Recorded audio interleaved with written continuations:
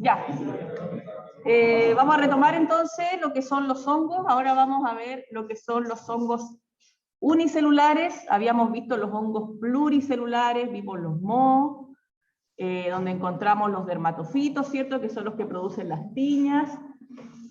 Y vimos también los hongos ambientales, que son oportunistas, principalmente en los pacientes inmunocomprometidos. Y ahora vamos a ver la levadura más importante, que es la con la que más se van a enfrentar en clínica, que es la cándida. ¿Ya? Recordemos un poquito, la levadura es un hongo unicelular. Recordemos también que los hongos son eucariontes. Y la cándida, recordemos también que es microbiota normal. Está en la boca, en la piel, en las uñas, en los genitales, pero puede transformarse en patógeno si es que el paciente presenta una inmunosupresión.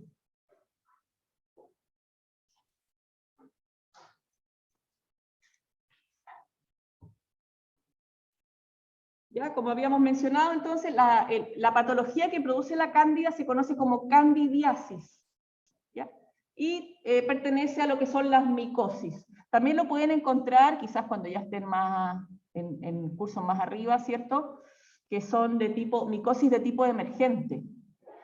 ¿Por qué se le llama emergente? Porque no es un patógeno como tan común, a lo que me refiero que han aparecido otras cándidas, no solo álbicas, sino que han aparecido otras cándidas que están generando problemas clínicos.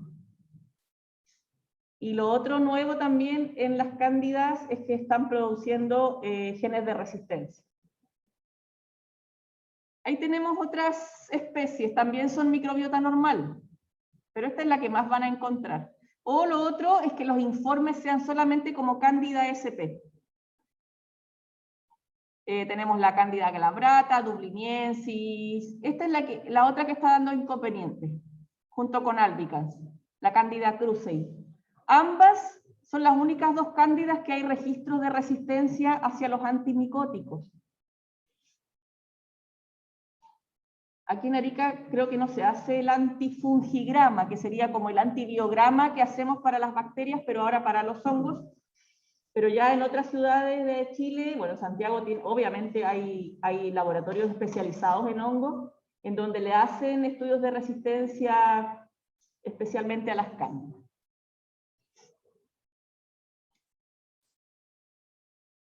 ¿Se forma como cándida SP y tiene resistencia?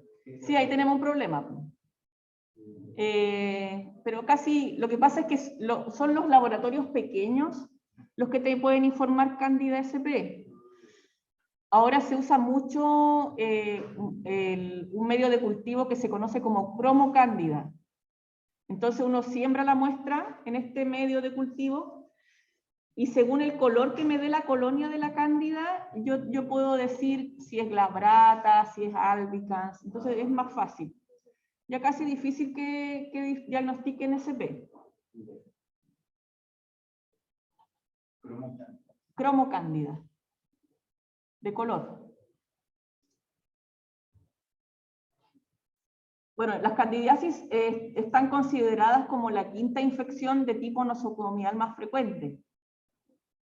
También podemos encontrarla produciendo candidemia, o sea, estamos hablando de una sepsis producida por cándida. En ese caso ya el paciente está demasiado inmunocomprometido para que la cándida llegue al torrente sanguíneo. Muchas veces puede provocar la muerte y, como siempre hemos mencionado, Candida albicans es la mayor responsable de las candidiasis, más del 50%.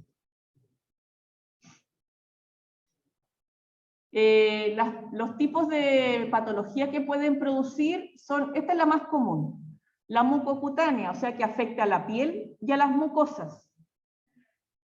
En eso podríamos decir que es bastante beneficioso porque se ve la secreción típica de la cándida, que es el famoso muget, se observa y ustedes de inmediato pueden diagnosticar. Ahí lo que se podría tomar la muestra es para decir qué cándida es, y si es que hay una cándida prevalente en ese hospital, que tenga resistencia. Pero si ustedes ven el muget, ya sea en la boca, o en algún pliegue de la piel, porque ahí es donde más se produce la candidiasis en la piel, en los pliegues. Solamente viendo el Muget, ustedes podrían decir de inmediato que él o la paciente tiene una candidiasis de tipo mucocutánea. Ya las diseminadas son más complicadas, ¿cierto? Como habíamos dicho, candidemia, o que esté ya a nivel del sistema nervioso central, por ejemplo, generando una meningitis o una encefalitis. Y cuando hay una infección de tipo refractaria, significa que el tratamiento antimicótico no haga efecto, es porque están enfrentando una resistencia hacia los antifúngicos.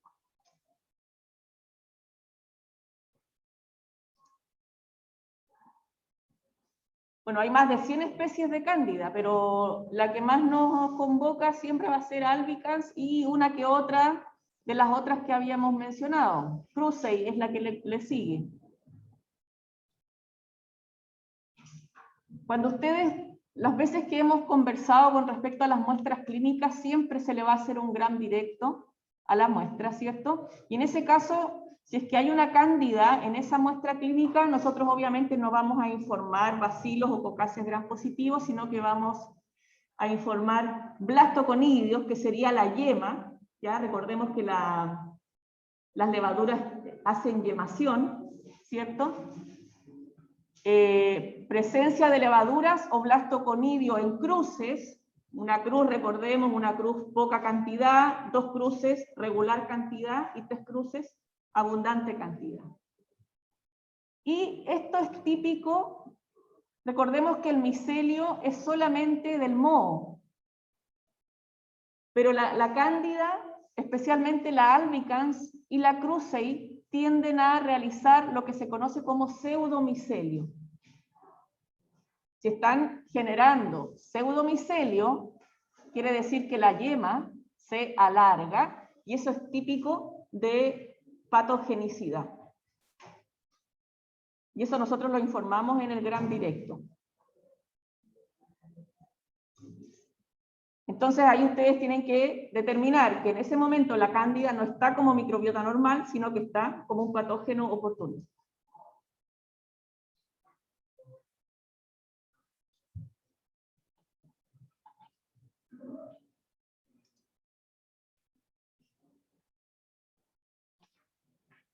Este, por ejemplo, esto que tenemos aquí es una muestra, una secreción vaginal. ¿Por qué vaginal? Porque vagina siempre va a tener estas grandes células epiteliales. Y aquí tenemos una cándida. Todo esto. Ahí tenemos una, podríamos decir que es como una célula, entre comillas, célula madre, podríamos llamarla, y ahí hay una yema que se alargó. Y volvió a yemar. Y volvió a yemar. Y que quede esto todo unido indica que ella está siendo patógena en ese momento. Lo mismo acá. Ahí está la célula, generó una yema, y esa yema se alarga. Esto sería como lo normal. Ahí tenemos la célula madre y ahí hay una yema que tiene como el mismo aspecto, esférico, ovalado, pero no alargado. Entonces, cada vez que en un informe ustedes lean pseudomicelio, blastoconidios alargados, incluso algunos colegas lo nombran como tubo germinativo, quiere decir que la cándida está como patógeno.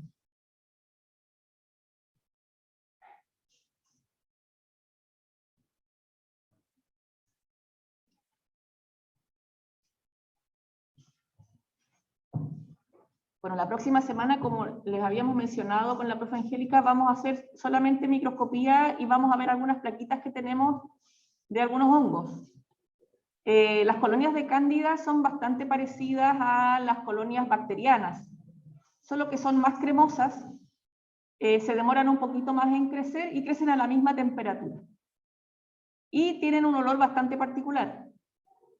Son muy fáciles de diagnosticar por el olor, porque tienen un olor muy parecido a la levadura de cerveza, porque son primas de esta levadura que se utiliza para hacer pan o para hacer cerveza, son primas, pertenecen a la misma familia. Entonces el olor es bastante característico.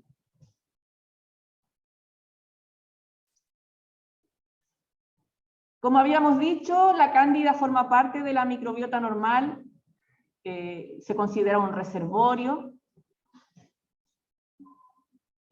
cavidad oral, ¿cierto? La boca, sistema digestivo, genitales, y también se han podido determinar la presencia de otras cándidas también que son ambientales, por ejemplo.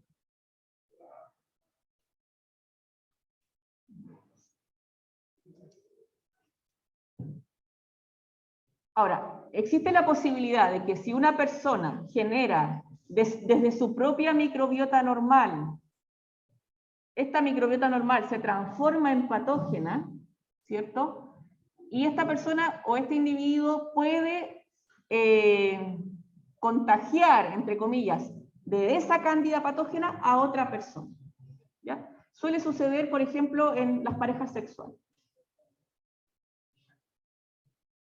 Ahora, hay que tener harto tino también para los diagnósticos de candidiasis, especialmente del tipo genital, porque la mayoría de las veces esa cándida que está en el genital y se transformó en oportunista o patógeno oportunista es del propio individuo, de la propia paciente o paciente varón, ¿ya? Ahora, existe la posibilidad de que si uno o una paciente tienen la cándida, lo más probable es que su pareja sexual también la tenga, ¿ya?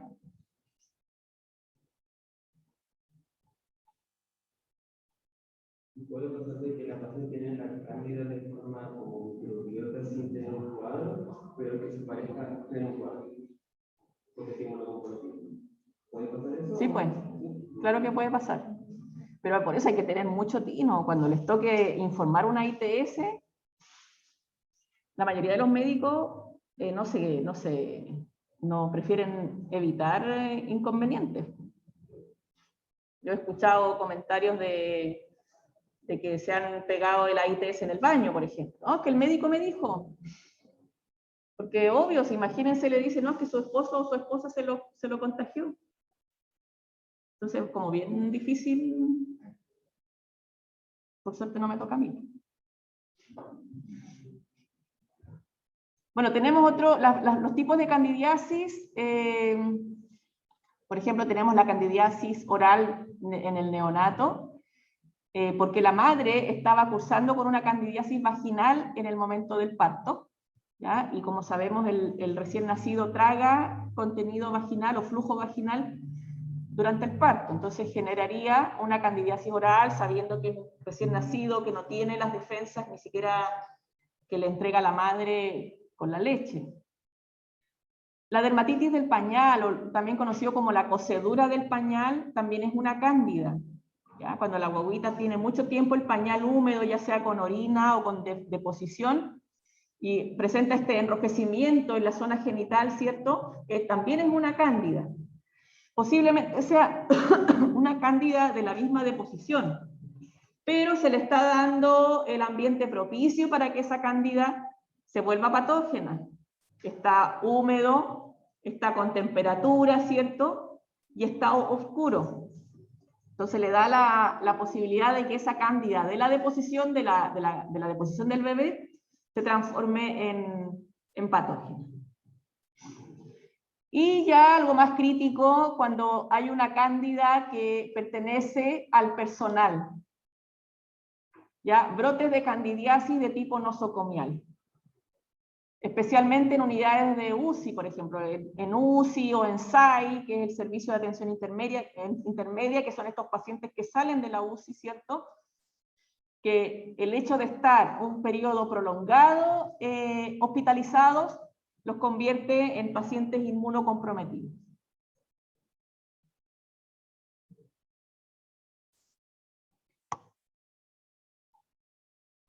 Bueno, Candida albicans es la que más aparece generando candidiasis porque tiene ciertos factores de virulencia, como por ejemplo, tiene la capacidad de evadir los mecanismos de defensa del huésped, o sea, del paciente.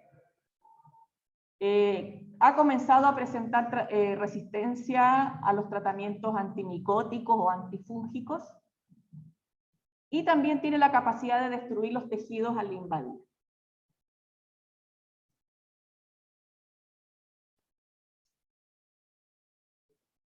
Ahí tenemos algunos factores de virulencia que puede generar Candida albicans al transformarse en patógena. Tiene la capacidad de adherirse y colonizar, luego invade la célula, tiene la capacidad de generar tubos germinativos, y eso permite que ella se aleje del sitio de infección. O sea, si ella está, por ejemplo, en una zona anatómica, el hecho de que haga estos blastoconidios más largos hace que ella se aleje del sitio, y luego hace otro conidio o blastoconidio largo, ¿cierto? Y se sigue alejando, y eso hace que ella sea más invasiva.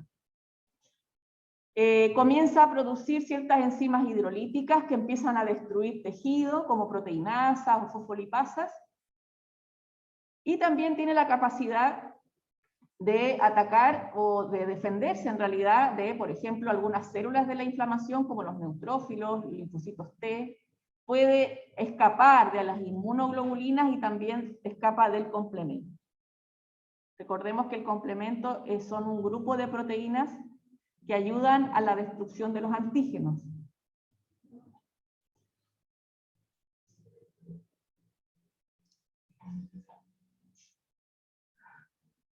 Estos son los más graves, ¿ya? Las candidiasis invasoras, las que han ido en aumento en los últimos tiempos, principalmente en pacientes hospitalizados en periodos prolongados. Nos llegaban, por ejemplo, al laboratorio cuando traíamos muestras del hospital, muchos pacientes COVID que estaban en UCI con ventilación mecánica, que aparecía cándida, ya sea en el mismo pulmón, en el mismo lavado bronquioalveolar, o también nos llegaban del mismo paciente LCR con cándida, o nos llegaban hemocultivo con cándida, del mismo paciente COVID. ¿Ya? Entonces, esas son situaciones bastante críticas, porque el paciente entra con una condición que es tratar la neumonía por COVID, pero lamentablemente dentro del hospital eso se agrava porque la cándida seguramente está en el nosocomio. ¿Ya? Ya, como decimos acá, causa importante de enfermedades nosocomiales con una alta morbimortalidad por afectar a personas con enfermedades subyacentes. O sea, el paciente entra con una patología y dentro del hospital se contagia o se coloniza con la cándida. La cándida podría sobrevivir. Por ejemplo, llega un paciente que le viene cándida y la cándida puede sobrevivir en la cama o no. Es que eso hace todo el microorganismo que vive a nivel del nosocomio. Recordemos que le hablamos, bueno, el nosocomio es un hospital, antiguamente así se le llamaba al hospital. Pero en la actualidad, cuando uno habla del nosocomio o material nosocomial, es todo material que está en el hospital. La cama, la camilla, la sábana, la chata, las puertas, todo, absolutamente todo. Entonces, ¿cómo tú controlas a estos microorganismos nosocomiales? Tanto la cándida, como la Klebsiella, la Pseudomonas, la Escherichia coli, la Staphylococcus. Es imposible. Es imposible. Yo te digo, las muestras que ustedes vieron las veces que íbamos a los laboratorios, de 40 muestras que nos traíamos al laboratorio, 10 eran de pacientes ambulatorios. ¿Qué significa? Que eran pacientes que venían de la casa, traían su muestrita y se iban de nuevo de vuelta a la casa. Las otras 30 muestras eran de pacientes que ni siquiera traían una infección, sino que llegan con una condición previa y en el hospital se adquieren estas bacterias. ¿Ya? Todas las bacterias que ustedes vieron, las que nombrábamos, estafilococo, enterococo, Klebsiella, Klebsiella KPC, Pseudomonas C, el SARS, todos esos viven en el hospital. ¿Ya? Y no son bacterias que los pacientes traigan desde su casa. Ahora, hace poco fui a buscar otras muestras y la colega me dice, ¿sabes qué? Que están llegando pacientes ambulatorios con SARS. Ahí los tengo los SARS. Pacientes desde su casa llegan con una infección por Staphylococcus meticilino resistente. Yo digo que es al revés. No es que el paciente entró al hospital y se trajo la bacteria. Yo digo que es el personal que sale con la bacteria y la esparce. ¿Ya? Bueno, esta la nombré aquí. No sé si alguien la ha escuchado alguna vez, Malassezia furfur. Esta es una levadura que todos tenemos también en la piel y a ella le gusta mucho el sebo o la grasa. ¿Cómo se manifiesta? Aparición de manchas versicolor, especialmente en las épocas de calor. ¿Qué significa versicolor? Por ejemplo, las personas que tienen tez blanca le aparecen manchas oscuras y las personas que son de tez oscura le aparecen manchas blancas. No sé si a alguien le ha pasado alguna vez en el verano, a mí siempre me pasa. En los brazos empiezan a aparecer unas manchitas blancas, que no duelen, no pican, no arden, no están enrojecidas, y luego cuando se pasa el calor, desaparecen. ¿Nunca te ha pasado? Porque seguramente eres de piel seca. ¿Ya? Las personas que son de piel grasa les puede pasar, en los hombros, aparecen en los brazos principalmente, en la parte de la espalda o en el pecho. ¿Ya? Son bastante comunes. Y así como aparecen, se van. Muchas personas se las tratan más que todo por una cosa estética, porque piensan que se ven feas, ¿cierto? Se las maquillan o se echan antimicótico de tipo tópico, pero se pasan un rato y a la otra temporada de calor vuelven. Así que al final uno tiene que aprender a convivir con su microbiota normal.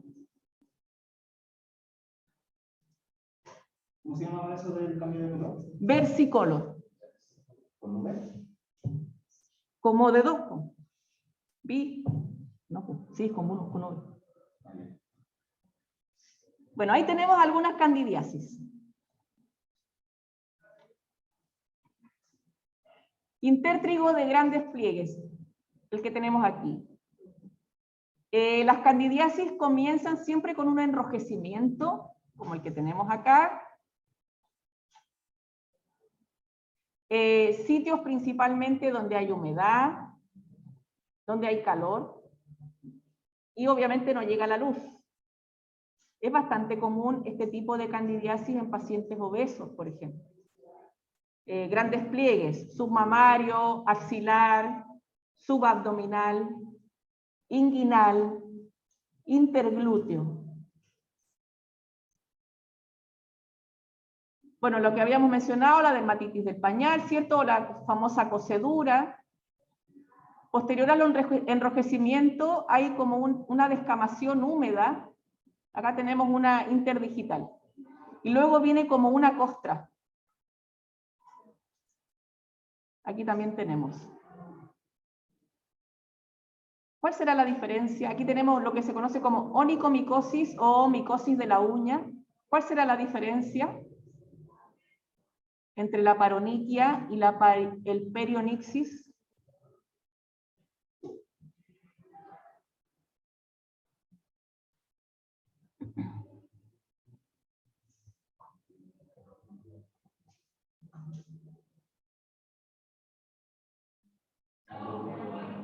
¿Cuál será la diferencia?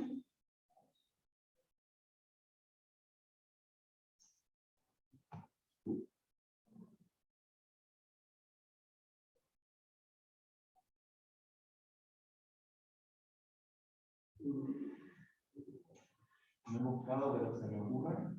Se me ocurre que es por lo de peli, que es aquí alrededor, y para mí que sea como en o debajo.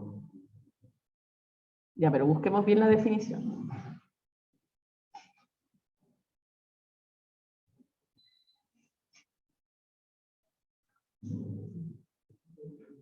Dice que el perionixis es cuando afecta la piel que bordea la uña.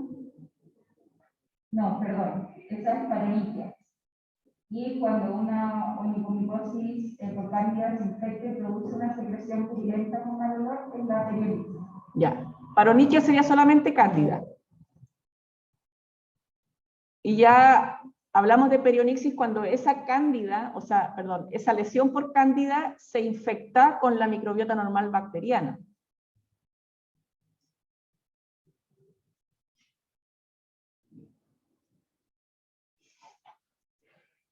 Ya, acá tenemos otra cándida a nivel perineal, periné, la zona del periné, ahí tenemos el ano, ¿cierto? Y ahí para allá va el genital. También enrojecimiento, hay una descamación, ya cuando está un poco más avanzado. Este es como comenzando el enrojecimiento.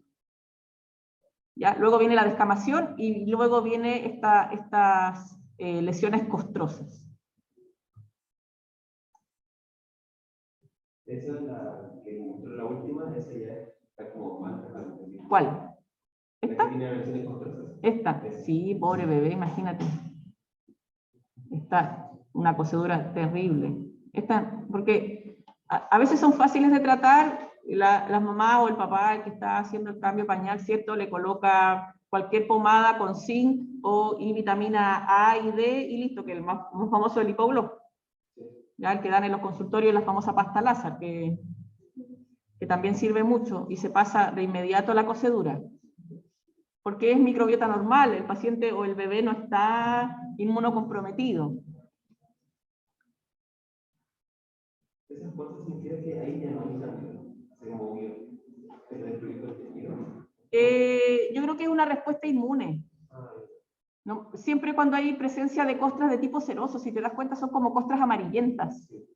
¿Ya? Eso es por secreción de cerumen, o sea, no cerumen, sino que de suero. ¿Ya?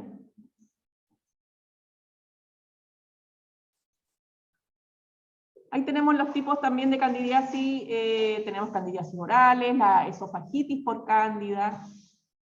Estos ya son casos extremos, pacientes inmunocomprometidos, ¿cierto? Que aparezca la cándida a nivel de la boca. Esta es la más común. ¿Ya? La candidiasis vulvovaginal, ¿cierto? A nivel de vulva y vagina. Candidiasis balano-prepucial, que sería en el varón a nivel del prepucio y el glande.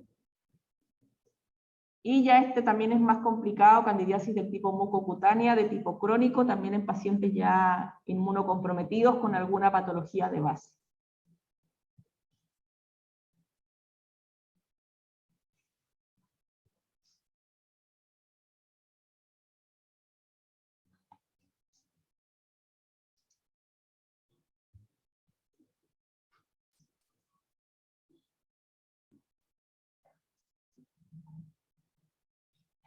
Aquí tenemos el famoso Muget, ese que está ahí, nivel de la boca. Ya, ahí también tenemos Muget. Ahí tenemos una primera lesión a nivel de la comisura del labio, ¿cierto? Posteriormente va a empezar a aparecer el Muget en la comisura. Enrojecimiento previo para posteriormente generar el Muget.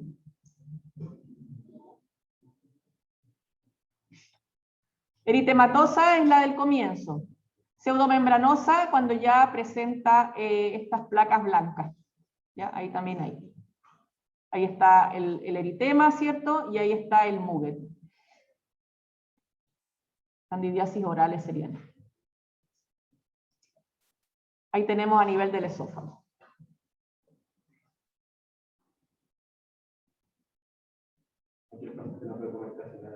No lo sé.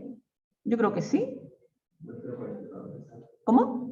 El dolor quizás. No es dolorosa. ¿No? No. Eso que como blanquito puede como explotar. ¿Cómo es? Pasa comida, por ejemplo, muy. No lo sé. Gruesa. No lo sé. Podríamos decir que son como colonias de cándida.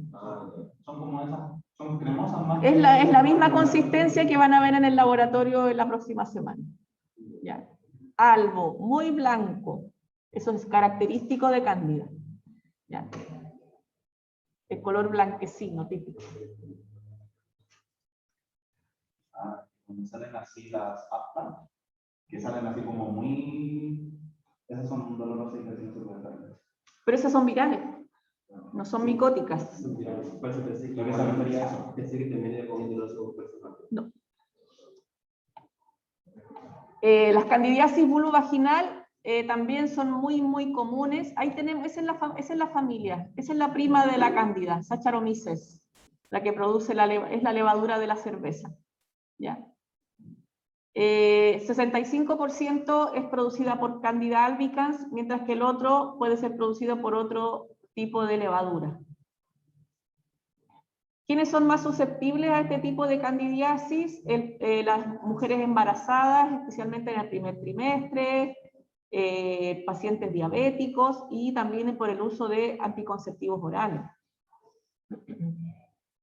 El 70% de las mujeres durante su vida ha generado un episodio de candidiasis vulvovaginal. El 40% puede cursar con nuevos episodios y el 5% ya presenta una candidiasis vulvovaginal de tipo recurrente. ¿Ya? Este es el Muget típico. Este es un prepucio, o sea, perdón, un glande. Ahí tenemos nuevamente el Muget a nivel de una vulva.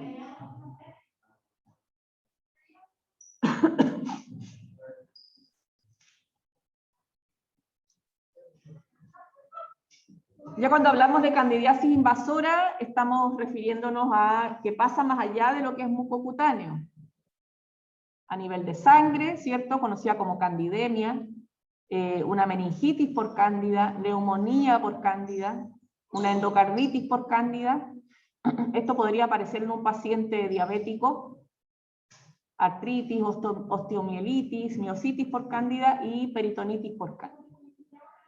Pacientes completamente inmunocomprometidos, estamos hablando ya incluso pacientes que periodos muy prolongados de hospitalización, estamos hablando de más de 3 semanas de hospitalización, pacientes SIDA, pacientes onco, pacientes trasplantes, paciente diabético descompensadísimo.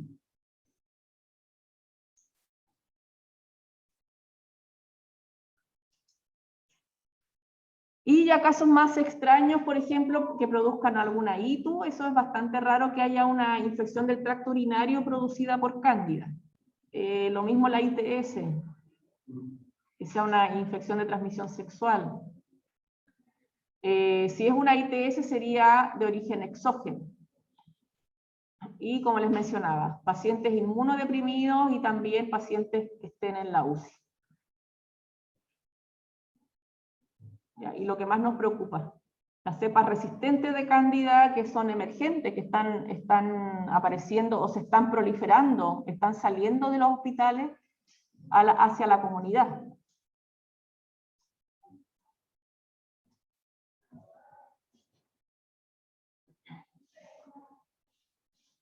Candidemia o fungemia. Cualquiera de los dos términos se pueden utilizar. Al menos que salga un hemocultivo con el hongo. Ya es clínico, es preocupante. Hay que diagnosticar. El paciente va a presentar también una hepatoesplenomegalia, ¿cierto? Hay compromiso visceral, ya sea único, o sea que una sola víscera se encuentre comprometida o que sea un compromiso múltiple. Y en el caso de que haya un hongo a nivel de la orina, como les mencionaba, lo que más aparece son levaduras, pero es bastante raro. Pero puede aparecer en pacientes inmunocomprometidos. Pero también pasa igual que como pasa en las bacterias que los pacientes se pueden, bueno, Es por el cambio de hábitat. Se puede colonizar con la Sí, pues, bacteria. sí, porque si se supone que la cándida está a nivel vaginal, en el caso de la mujer es como lo más fácil, porque tenemos muy cerca la uretra de la vagina. Y nosotros tenemos más cándida que los varones, entonces es mucho más fácil que la cándida cambie de hábitat e ingrese al tracto urinario. ¿Ya? Y la única forma de evitar eso siempre es orinando. Por eso no hay que aguantarse las ganas de orinar, porque permite el arrastre. ¿Dónde vamos a encontrar a la cándida a nivel hospitalario? Generando IA, ¿cierto? Catéter, podemos encontrar cándida, nos han aparecido en catéter venoso central, nutrición parenteral, que son preparados estériles, ¿cierto? En ventilación mecánica, en la neo, ¿cierto? Pacientes prematuros con bajo peso al nacer, inmunodeprimido o uso indebido o discriminado de antibióticos también. Recordemos que el uso discriminado de antibióticos, especialmente los de amplio espectro, hacen que hagamos desaparecer la microbiota normal bacteriana, dejando a la cándida como microbiota normal, ¿cierto? Sola. Y eso hace que ella prolifere. Lo mismo, producción de neumonías en pacientes con ventilación mecánica. entran con una condición de base, ya sea un infarto, un AVE, COVID, ¿cierto? Y dentro de la UCI generan una neumonía por cándida, además del uso de antibióticos que son como de profilaxis. El paciente COVID siempre va a ser tratado con antibióticos para evitar la generación de una neumonía bacteriana, pero lamentablemente está también la neumonía por hongo. Y en el caso de infección del tracto urinario por cándida, especialmente en pacientes con catéter urinario, que sea del sexo femenino, por colonización vaginal, como lo mencionábamos recién, que se encuentre también en UCI y también el uso indiscriminado de antibióticos.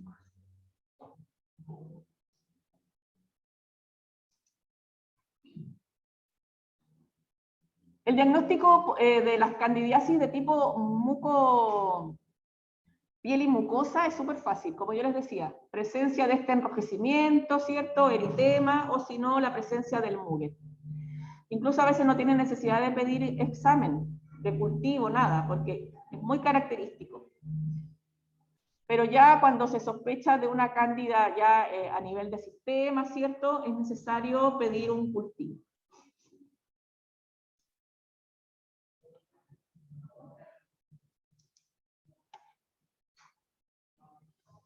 Como les decía, nosotros informamos presencia de cándida. Acá, por ejemplo, esta es una secreción. Eso que vemos en rojo son polimorfos nucleares. Ahí tenemos las bacterias. Acá tenemos bacterias y ahí tenemos las levaduras. Y nosotros al gran directo la informamos. Presencia de levaduras en cruce. Y ustedes de inmediato tienen que sospechar de algo, ¿ya? Especialmente si no es vagina. Porque en vagina pueden aparecer levaduras, es bastante normal.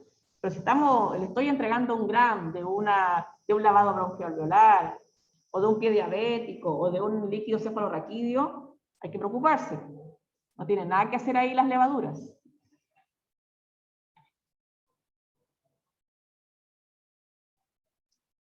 Y es el que les mencionaba yo, el famoso cromo agar o cromo cándida. Entonces nos permite, dependiendo del color, nosotros vemos una tabla, ¿cierto? Entonces, si aparece de color celeste, es la cándida tropicalis. Y si da rosada, es otra cándida.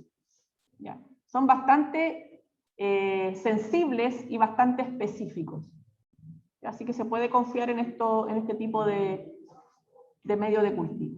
¿Y el mismo medio de cultivo Claro, dependiendo el cromo cándida que se adquiera. Hay algunos que tienen más gama de colores, otros que no. Y eso por lo general es porque ciertas cándidas fermentan algún azúcar, por ejemplo, entonces hay un cambio de pH y además tiene un indicador de pH en medio. Entonces por eso cambia de color.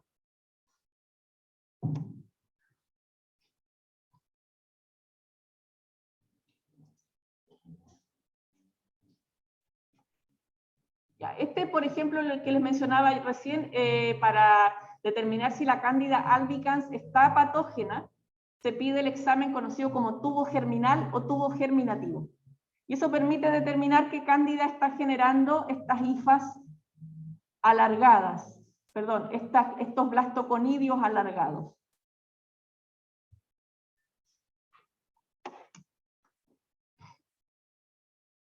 Entonces, uno al hacer el examen dice tubo germinal positivo, quiere decir que hay un blastoconidio alargado, entonces estamos frente a una Candida albicans patógena. Y si decimos tubo germinal negativo, puede que sea una Candida albicans que está como colonizando, no está siendo patógena, o puede ser otra levadura.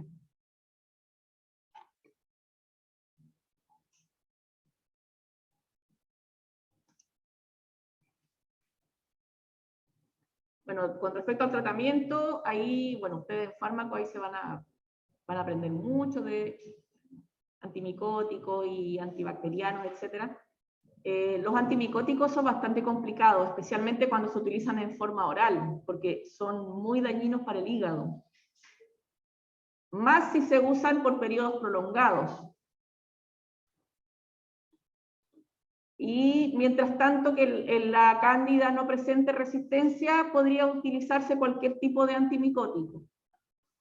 Ahora, si les toca irse a un hospital, ya sea hacer su internado, o a trabajar, o la beca, qué sé yo, a un hospital donde haya prevalencia de cándidas con resistencia, tienen que informarse, tienen que preguntarle al infectólogo, que es el que maneja todo lo que son prevalentes o bacterias prevalentes de ese hospital.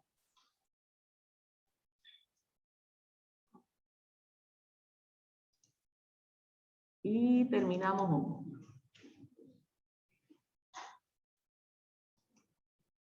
Ya, vamos a ver parásitos de inmediato entonces.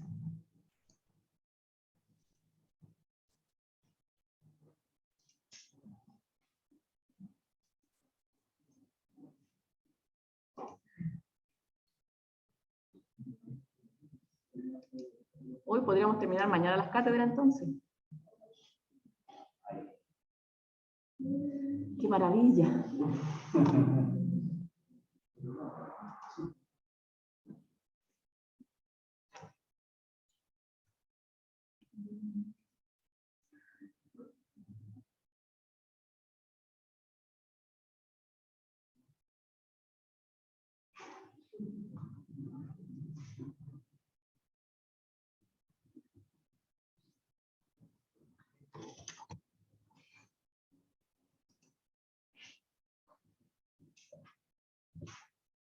Y hemos comenzado nuestro último tema.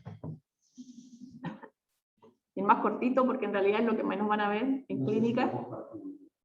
¿No se está compartiendo? Ya, vamos a... Parece que no.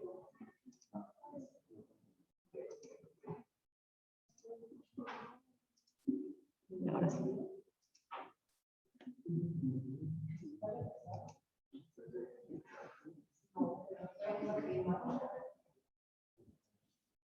Ya, a ver, ¿qué saben de parásitos?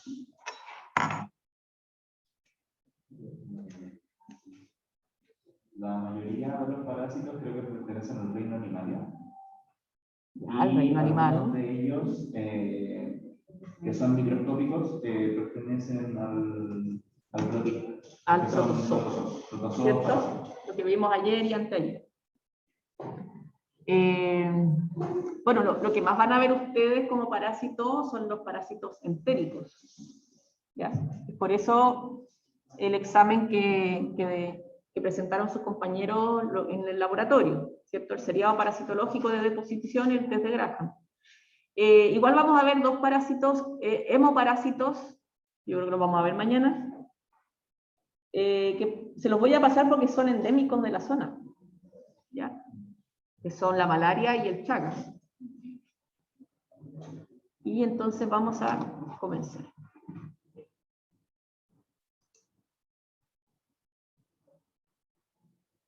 Vamos definiendo, vamos opinando. Parasitar, parásito. Yo conozco varios parásitos. ¿Qué es lo que es parasitar?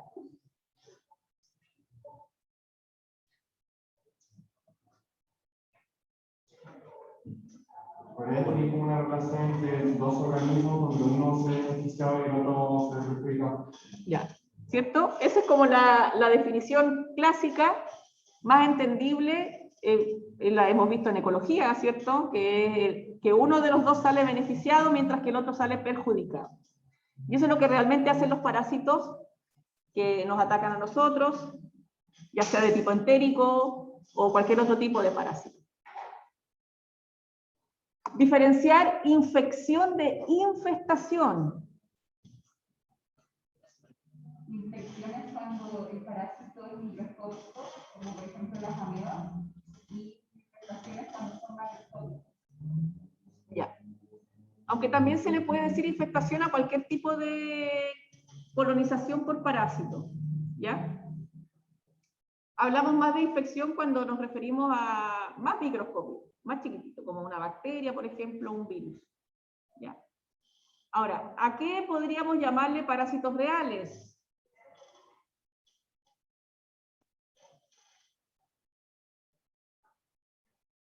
Por ejemplo, acá tenemos que sacar al virus. Porque a veces al virus se le conoce como un parásito, ¿cierto? Porque parasita, entre comillas, parasita a células.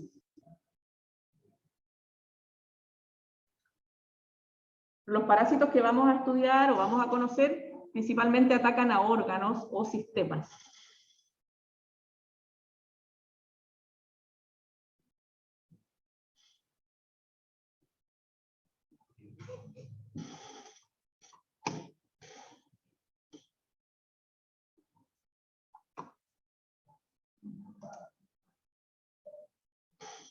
Bueno, características generales de las infecciones por parásitos afectan a todo tipo de individuos de todas las edades.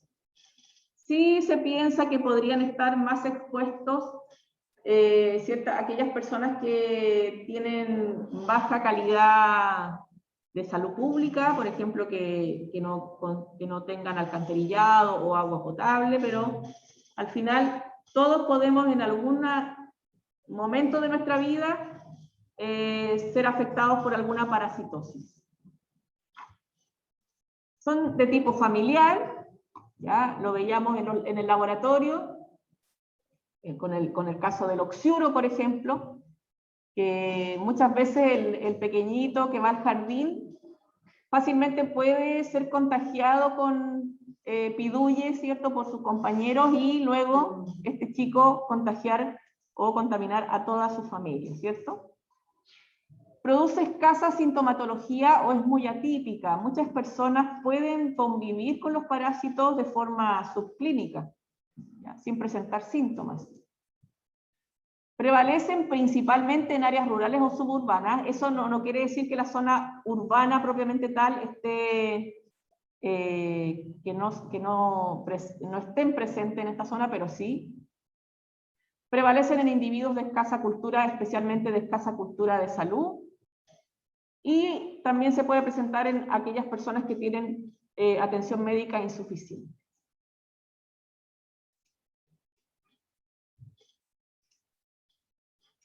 Son seres eucariontes que viven a expensas de otro, se caracteriza por ser de otra especie de mayor tamaño y, como dijo Joaquín, ¿cierto?, le produce daño a este huésped. Se caracterizan por desarrollar ciclos evolutivos, ya sea de tipo simples o complejos. Se reconoce como ciclo evolutivo o biológico a las etapas secuenciales del desarrollo de un parásito. Y aquí vamos a definir lo que son los huéspedes. Hay distintos tipos de huésped. Primero que todo, también se conoce como hospedero o mesonero. Aquí vamos a enfocarnos directamente a un paciente, ¿cierto?, un ser humano que en circunstancias naturales permite la sobrevivencia o alojamiento de un parásito. Ya, vamos definiendo. Tipos de huésped. Tenemos definitivo, intermediario, paraténico, accidental, reservorio, vector. Y el vector puede ser mecánico o puede ser biológico. Ya, vamos definiendo. Cualquiera, elijan uno al azar, para que no todos empiecen por el definitivo, por el intermediario, sino que... El accidental yo creo que debe ser porque el reservorio del parásito realmente no está. Ya. Pero a ver, vamos dando ejemplos para que... Yo vamos. creo que el ejemplo es de los perritos con los humanos, que por eso se habla de parásita, para que se parezca a lo que le pegó El toxocara. Ahí tenemos un ejemplo de un huésped accidental. Por lo general, los parásitos son especie específicos. O sea, tienen como una atracción, entre comillas, hacia ciertos huéspedes. Pero existe la posibilidad de que ese parásito también parasite a otro huésped que no es el convencional o el que siempre parasita. Y pasa principalmente mascota, dueña o dueño.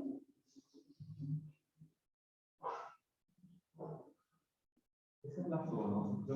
Lo que se le llama zoonosis, sí. O parasitosis zoonótica. Y eso es accidental. Accidental. Porque el toxocara, que es como el típico nemátodo o gusano redondo de los perros y gatos, tiene que estar en el perro y en el gato. no tiene nada que hacer en su dueño o dueña. ¿Ya? Ahora, ¿cómo logra entrar a su dueño o dueña?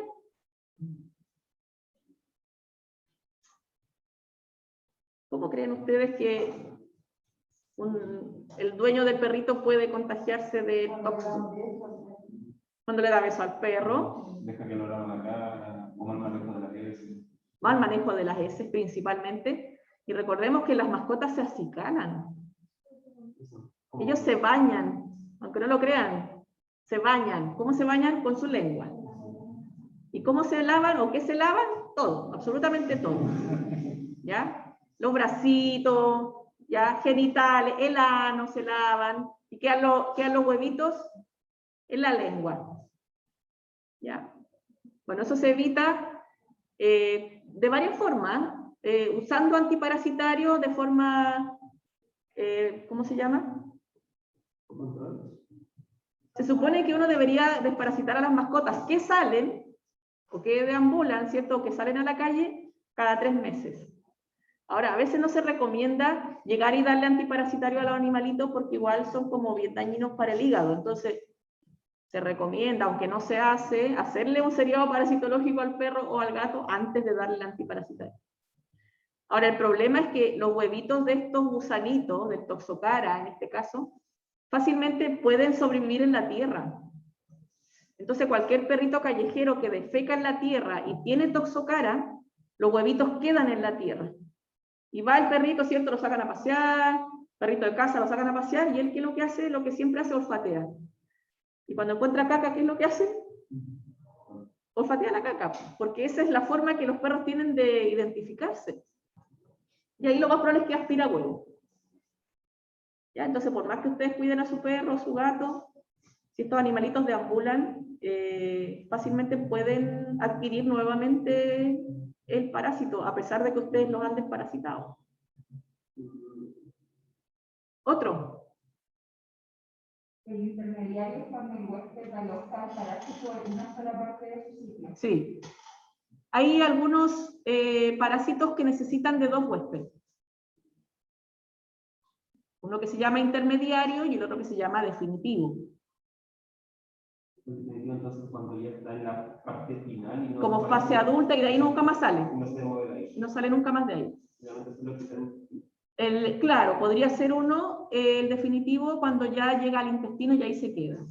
El intermediario, que lo nombraron, bueno, en el caso yo vi Sachari y vi a Joaquín, los compañeros que desertaron en los otros grupos, el quistidatídico, por ejemplo, ese sería intermediario, el que está en el trozo de carne, o el cisticerco, en el caso de la tenia.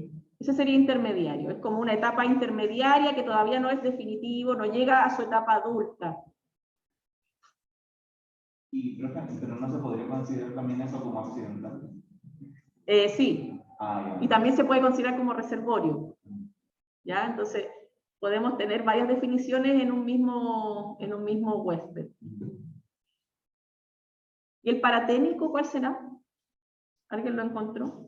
Que es un hospedador intermedio que no es necesario para el desarrollo del parásito, pero que sí para mantener el ciclo vital.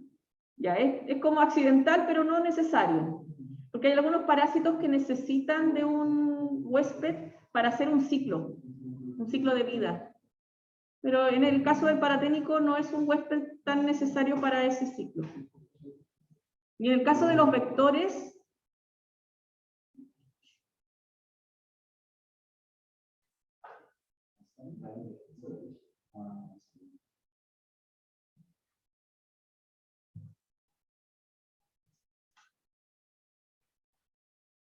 ¿conocen algún vector?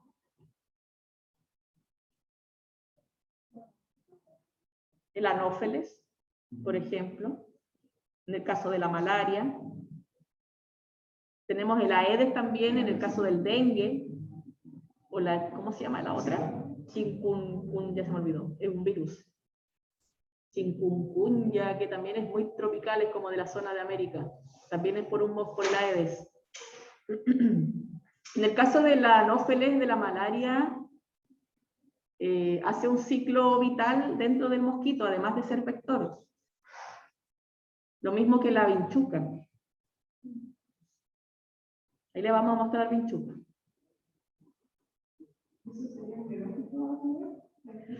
Claro, es más biológico. Cuando es un vector mecánico, por ejemplo, un vector mecánico sería una mosca que lleva las bacterias en las patas. ¿Ya? Ese es como el vector mecánico que transporta al parásito en este caso. En el caso del vector biológico, necesita, es como que necesita a ese vector para hacer un ciclo. ¿Ya? Lo mismo pasa con la vinchuca, también es un vector biológico para el mal de Chagas. ¿Cuántos ejemplos de recepción en parásitos? Cuando no hay absolutamente ningún ciclo dentro del huésped. Y el paraténico. El que dijo Iván, que era un huésped que podría servir para un ciclo vital, pero no es necesario. ¿Y algún ejemplo como de nombre de parásitos? No. No conozco, a ver, no lo recuerdo en este momento. Salía al área americana como ejemplo. ¿Cuál, Iván? En el paraténico no es necesario paraténico. ¿Cuál, Al perdón? área americana. Malaria. No dice al área. No, no la conozco. Al área. ¿Ese parásito? Sí, dice al área americana puede ser como ejemplo, los denominados estados mesosecariales de este organismo reciben entre los bajos que sirven muy raramente de alimentar los cadáveres primitivos mecánicos. ¿Metacercaria, dijiste? No, ese sí, Mesosecariales. mesocercaria. Ya. La fasciola hace mesocercaria, pero oye, entraríamos a una cosa demasiado de medicina veterinaria. ¿Ya? El ciclo de la fasciola hace ese estado evolutivo. Pero ahí juega un papel, hablaban los chiquillos de los berros, ¿cierto? Pero también entra el caracol, tú hablaste de un sapito, ¿no? ¿De una rana? Renacuajo. Ya. Es un ciclo muy largo. La fasciola también es también lo vamos a nombrar, pero ya no es tan prevalente, porque como hay control veterinario en la faena vacuno, ya no aparece tanto en el ser humano. Lo que sí, hay un colega que está haciendo un estudio con inmigrantes y aparecieron fasciolas en los inmigrantes. Y es porque, por lo que me ha contado él, es que ellos cuando vienen caminando, porque vienen desde Venezuela, caminando y pasan por Colombia, Ecuador, Perú y Chile, comen lo que pillan. Entonces sacan vegetales de a orilla de río y ahí se comieron la fasciola. Yo creo que a ustedes les va a tocar, ahora que ha entrado tanta persona de otros países tropicales principalmente, les van a tocar varias patologías emergentes de tipo tropical. Hongos, parásitos.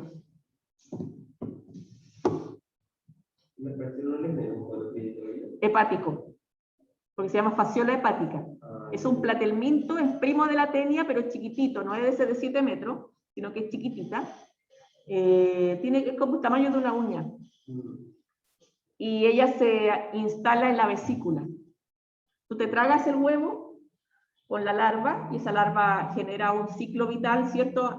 Mientras va bajando, y cuando llega a la parte del duodeno, ya está adulta y se mete por el colédoco y se instala en la vesícula. Y está en toda la circulación portal, o sea, en todo lo que los canalículos, biliares, ahí están.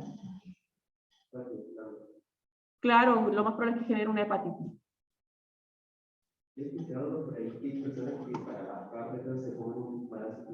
Sí, eso también lo comentábamos ayer. No sé. No sé. Es que no es sano, pues si no es sano, imagínate, la tenia te está robando todos los nutrientes. Claro, tú no los consumes, pues y eso, por eso no subes de peso, pero no te estás alimentando, porque tú tienes un metabolismo basal. ¿Pero después se puede quitar la tenia? Claro, pues con un antiparasitario. Pero no, yo no me tragaría una cabeza de tenia. Bueno, ahí tenemos las famosas asociaciones biológicas, ¿cierto? Comensalismo, simbiosis, mutualismo, pero nosotros nos vamos a dedicar a lo que es el parasitismo. Esta es la típica, cuando chica, yo no sé si a ustedes, el famoso musgo y líquenes. No hablaban. Ahí tenemos un mutualismo. Yo nunca en mi vida había visto un muco y un líquen, hasta que fui al sur.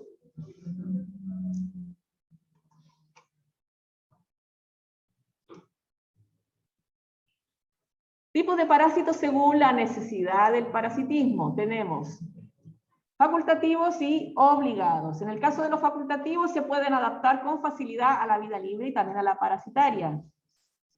Las amebas, por ejemplo. Hay amebas de vida libre. No sé si las han escuchado, la famosa acantamoeba, que tiene la posibilidad de vivir, por ejemplo, en aguas estancadas, pero también puede ser parásita. Y tenemos los parásitos obligados, deben vivir toda la vida o una fase al menos de su ciclo vital en el interior o en la superficie de un hueso. Estos pueden ser de tipo temporal, ¿cierto?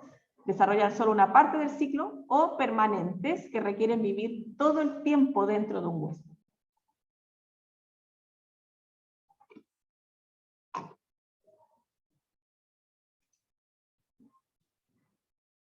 Otra clasificación, por la morfología, los vamos a dividir en protozoos. Estos son los metazoos que llamaban los compañeros. ¿Ya? Los protozoos son los microscópicos, que pertenecen al reino protista, y tenemos los metazoos, que son los macroscópicos. Estos son los que más vamos a ver, los famosos helmintos. En los helmintos tenemos dos grupos, que son los nematelmintos,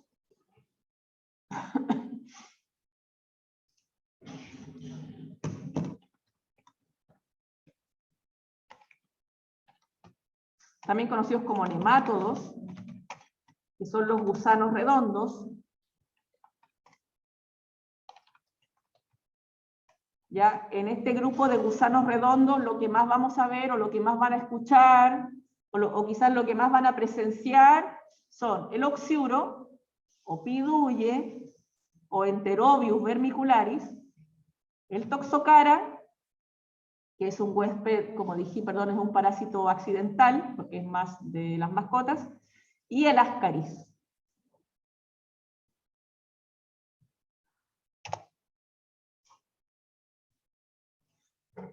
Y los otros helmintos son los platelmintos, o gusanos planos. Y acá tenemos a las tenias, entre ellas la lombriz solitaria, la tenia solium, saginata, la vamos a ver como tenia sp. Tenemos el Echinococcus también. Y tenemos a la fasciola.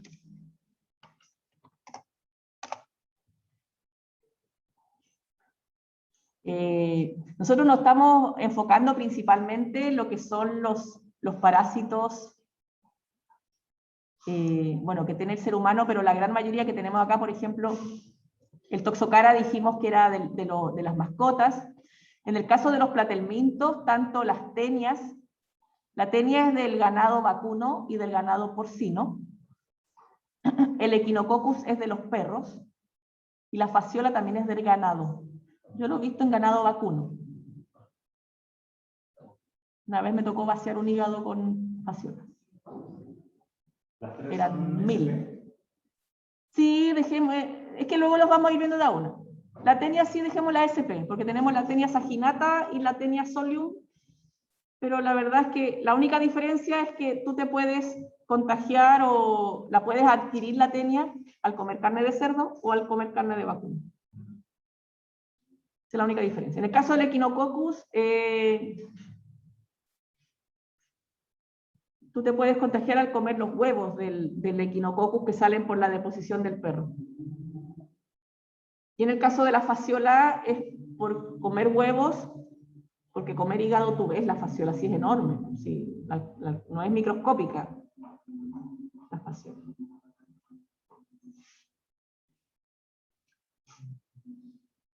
También la podemos clasificar en endoparásitos, que son todos aquellos parásitos que están dentro del cuerpo, y los ectoparásitos que están por fuera.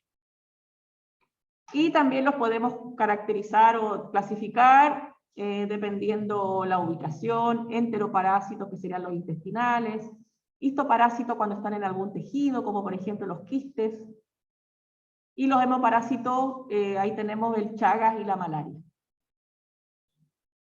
a nivel sanguíneo.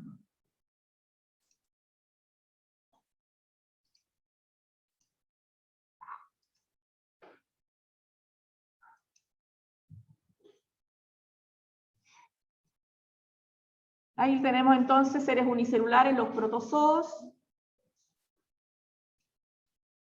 y los metazoos, como los llamaron ustedes también, los que son pluricelulares. Ahí tenemos un nemátodo, hembra.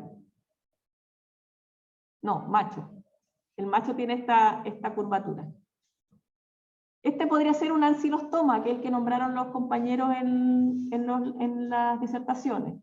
No es común en Chile, es más de zonas tropicales. ¿Ya? Acá tenemos un flagelado. ¿Ya? Perdón, un ciliado. Que el flagelo es único y es polar, o sea, sería como una colita el flagelo. Y cuando es ciliado es cuando aparecen estos pelitos rodeando al parásito. Y estos son los ácaros, ¿ya? Que pertenece al grupo de los artrópodos. Lo que vamos a hablar principalmente es el ácaro de la sarna.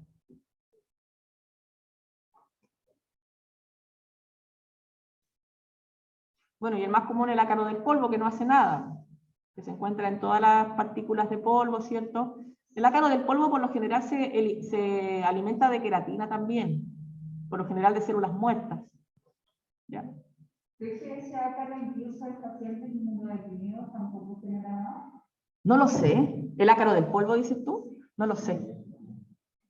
No, la verdad es que no lo sé. Yo creo que no, porque el ácaro del polvo, a diferencia del ácaro de la sarna, el ácaro de la sarna se alimenta de queratina, entre comillas, viva. Bueno, la queratina nunca está viva porque no tiene irrigación, pero tiene que estar en contacto con piel. ¿Ya? Por eso genera la sarna y se ven las lesiones en los pacientes.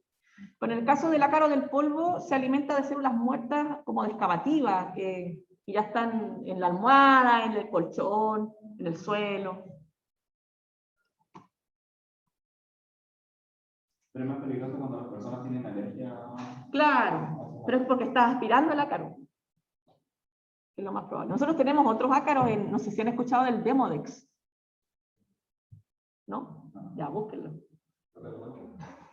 Se escribe Demodex, con X final. Produce la sarna demodésica. No sé si alguna vez han visto a veces personas adultos mayores que tienen la nariz súper grande, así como hinchada, enrojecida. Ya. Eso es porque está infectada de este tipo de ácaros. Eso es bien bonito. Claro, es bonito. Y vive en los folículos pilosos, por eso les crece así tan grande la nariz a veces a las personas. Creo que sí. Sí, vive como a nivel de las pestañas. Sí. Y también se alimenta de células muertas. Y esa es la sarna, hay un Demodex que produce la sarna del perro. Por eso la sarna del perro no es contagiosa, tú no te puedes contagiar porque es especie específica. A veces uno ve videos cuando salvan perritos que está con sarna y lo tocan, le hacen cariño y no pasa nada. La lesión de la sarna es más costrosa. Genera como una costra blanquecina y hay pérdida de pelo. La tiña es siempre aureola. Es como redonda. Claro, todo así como un plano. En cambio la tiña es siempre redonda. Siempre. Bueno, ahí tenemos lo que estábamos comentando recién. Reino protista, tenemos protozoos, y ahí tenemos una gran cantidad de patógenos, parásitos. Estas son las amebas. Los compañeros nombraron la entamoeba coli, la entamoeba histolítica, que son las que más les van a aparecer especialmente en el control de niños sanos. En el caso de los flagelados, tenemos a la Yardia lamblia, Ciliados lo vamos a nombrar solamente porque ya no es tan prevalente este tipo de patógeno o de parásito. Y en el caso de los esporozoos, yo no sé si la profe Angélica los nombró, pero los vamos a nombrar ahora. Yo nombré 2 ayer, que era la Isospora belli, lo vamos a anotar en el chat.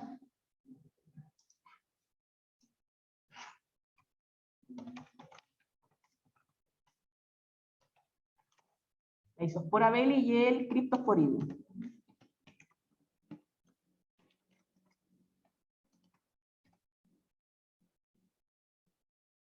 Ya, esos esporozoos, también conocidos como coccidios, viven en el ambiente, lo encontramos en la deposición de animales, silvestres, pájaros, aves, ¿cierto? Y afectan principalmente a inmunocomprometidos, etapa SIDA. ¿Ya? Entonces, si ustedes le piden, por ejemplo, a un paciente que no tiene idea de que es VIH positivo, y le piden un seriado parasitológico de deposición porque está con una diarrea profusa por muchos días, y aparece Isospora belli o Cryptosporidium parvum positivo, ¿cierto? Quiere decir que el paciente posiblemente tenga SIDA. Si es que el paciente no es oncológico o si es que el paciente no fue trasplantado, lo más probable es que les dé un ELISA VIH positivo. ¿Ya?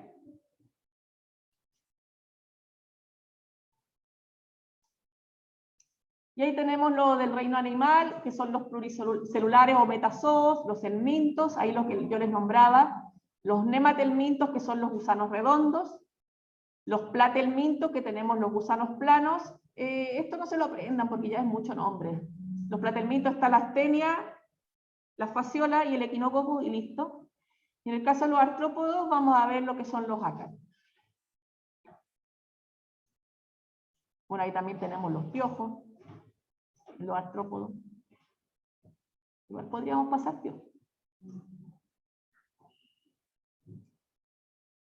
¿Conocen los piojos, no?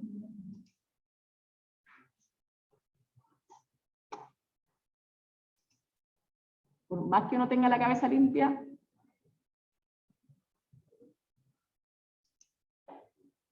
igual se pueden pegar. Ya, vamos a ver algunos conceptos generales. Los parásitos se caracterizan por presentar 2 tipos de individuos. Tenemos el de resistencia y tenemos el invasivo. Este es el que produce la patología, propiamente tal.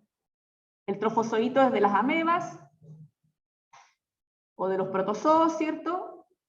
Y los gusanos adultos los vamos a encontrar tanto en las tenias o gusanos planos y también en los gusanos redondos. En el caso de la resistencia tenemos los quistes, esporoquistes o quistes, eso va a depender del tipo de parásito. Tenemos los huevos y las larvas. Por lo general, si se encuentran estos individuos, por ejemplo, en la deposición, el paciente posiblemente no presente síntomas, pero sí estaría contagiando. Y estos sí producen sintomatología. Estreñimiento, en el caso que sea un enteroparásito, estreñimiento, después diarrea, no hay fiebre, hay cólicos a veces, meteorismo.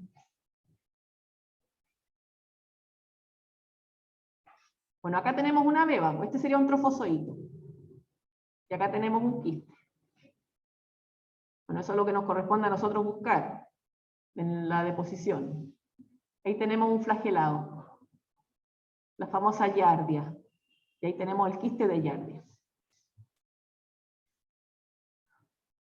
Acá tenemos el dimorfismo sexual de los nemátodos, tanto el oxiuro como el toxocara. Ya habíamos dicho que la hembra es mucho más grande. No, perdón. Ah, pero esto está al revés, ¿eh? Sí, sí, el macho. Pero el macho es mucho más pequeño. Bueno, ahí está la medida en realidad. Es más pequeño, pero en la foto se ve más grande. ¿Ya? Y tiene la colita. La colita enroscada. ¿Ya? Y bueno, esto es lo que aparece en la deposición principalmente, los famosos huevos de Ascaris. El Ascaris también es parecido al Toxocara, son primos, son nemátodos, gusanos redondos. El problema del Ascaris, que yo también lo mencioné ayer, no sé si el lunes, Angélica, tienen un ciclo bastante largo dentro del organismo del huésped, porque ingresa como huevo por la boca, ¿cierto? Vía oral, ya sea por algún alimento contaminado con deposición, ¿cierto? Esto se conoce como huevo larvado. Y esa larvita en algún momento eclosiona o sale del huevo, mientras va bajando por el esófago.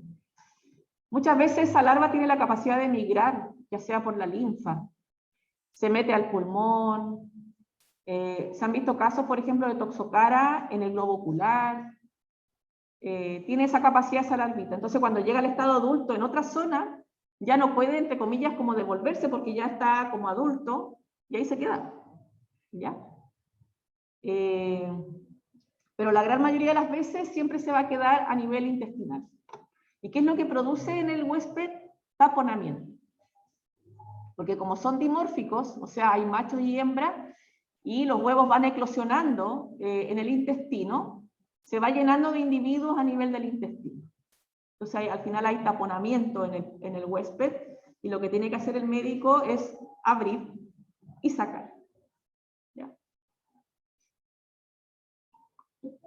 Ayer en el laboratorio, cuando estaba el tratamiento, y un documento que dice que aparte se usaba afiliación, ¿Ya? y aparte de eso, otras cosas que era para tratar los quistes, que era para la erradicación del quiste, y aparte Lo que pasa es que el ascaris no hace quiste. no, pero en el caso de los que hacen quiste, ¿se usa algo para tratar los quistes? No, porque, a ver, por lo general, cuando tú atiendas a un niñito, siempre te van a pedir, o le van a pedir a la mamá o al papá, le van a pedir un seriado parasitológico de deposición para que el chiquitito pueda entrar al jardín. ¿Ya? Entonces, tú le vas a decir, ya vaya al laboratorio, le van a pasar el frasquito, ¿cierto? Le va a hacer el examen, y el tecnólogo siempre te tiene que informar lo que hay. Posiblemente te diga quistes de Entamoeba coli, se observan, quistes de Entamoeba coli, pero el niño no tiene ningún síntoma. ¿Ya? Ningún síntoma. Y estuvo 4 años con esos quistes y nunca tuvo síntomas. Y eso es lo que se le conoce como comensal. El problema es que para que el chiquitito pueda entrar al jardín, no tiene que tener nada. ¿Por qué? Porque en el caso de que otro niñito se coma ese quiste, por accidente, porque tú sabes que ellos se rascan, ¿cierto? Y después se comen la comida, la colación, sin lavarse las manos.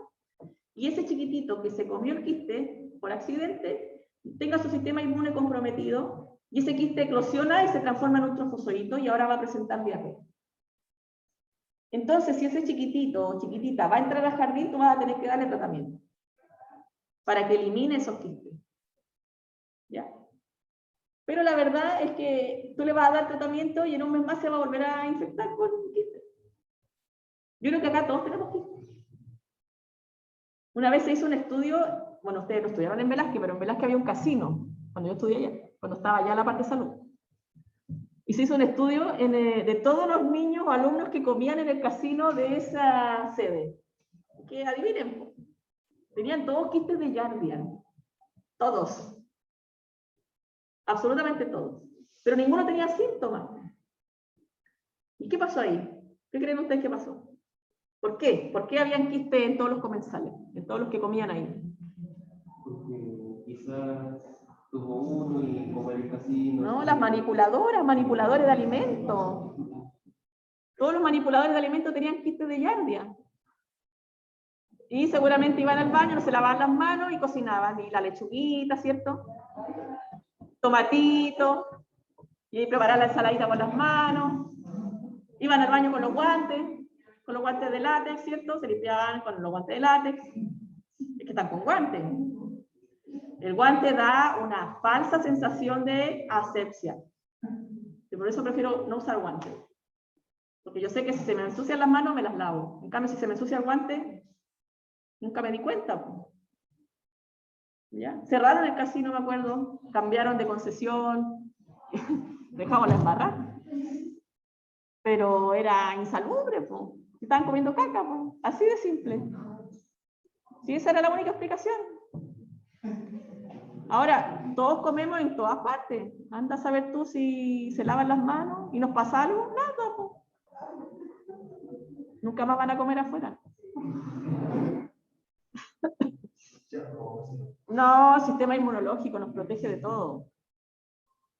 Entonces, por eso les digo, eso va a ser criterio de ustedes. O sea, si el paciente o la paciente tiene quistes, ustedes tienen que determinar si le dan o no tratamiento. ¿Ya? Este quiste en el mismo paciente igual se puede convertir en tratamiento. Claro, en el mismo paciente también. Pero es que tú nunca te vas a dar cuenta si no tienes síntomas. Pero yo estoy segura que si yo ahora le hago a ustedes un seriado parasitológico, más de alguien tiene ameba. Incluso yo. Y aquí estoy, aquí estamos. No, porque soy yo la que tiene que mirar al microscopio y buscarlo. No tengo tiempo. Sí, así es. Pero nuestro sistema inmune nos protege.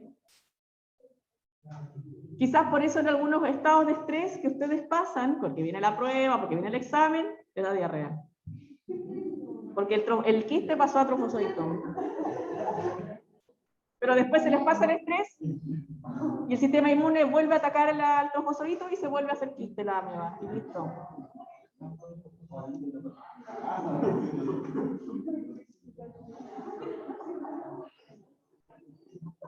Ya, a ver, forma de infección. Tenemos varios tipos de forma de infección relacionado con el parásito, por ejemplo, comerse el quiste, comerse el trofozoito, comerse el huevo, comerse la larva. ¿Ya? Vías de infección, la más común, la digestiva, ¿cierto? Tenemos otros tipos como la sanguínea cutánea, ¿cierto? En el caso de la malaria o la vinchuca. Tenemos la placentaria también, la vinchuca o el mal de Chagas. También se traspasa de madre chagásica a su hijo. Eso es bastante común en muchas mujeres que viven en esta zona endémica que va desde la región de Arica y Parinacota y la sexta región. Los mecanismos son a través del consumo de feca, el consumo de carne mal cocida y a través del insecto. Miren qué bonita esta anófeles llena de sangre. ¿Ya? Ya chicos, dejémoslo hasta acá, esto seguimos mañana.